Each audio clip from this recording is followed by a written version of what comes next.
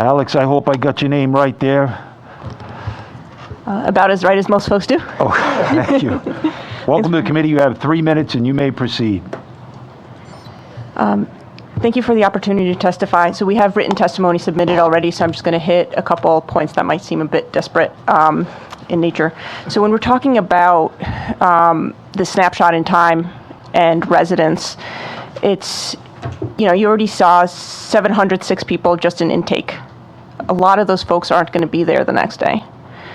When you're looking at median length of stay for folks awaiting trial, those are all counted at the census at the ACI. They'll be there for 3 days.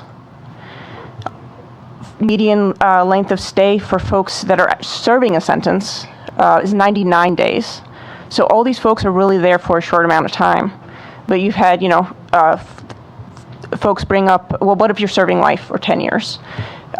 Legally, the residence statutes in Rhode Island say you maintain your domicile at whatever your domicile was before you're incarcerated.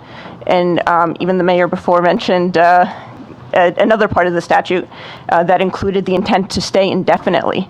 I think most folks incarcerated do not intend to stay there definitely. I venture not. And, when you're looking at the ACI, a lot of folks can vote. They're required to, by those statutes, vote absentee at home when they do.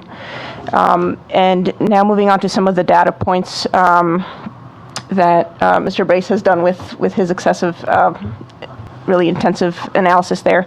There was a little bit of a mismatch between the ACI data and the census data, and the ACI data is missing some categories of race. But what the census puts out is only based on what the ACI gave them. So the data that you'd be receiving, the data that Mr. Brace has been looking at, is what the census received. Then they tried to clean it up the best they could, like you would be doing, and like all these other states are doing, that get their data, which is imperfect, from their departments of corrections. The rate of geocoding that you're seeing is really on the better end of the states that are trying this for the first time.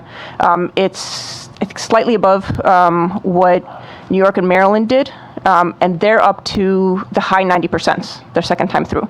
So it's really a worthwhile project to do it, even if you're not going to get perfection the first time through.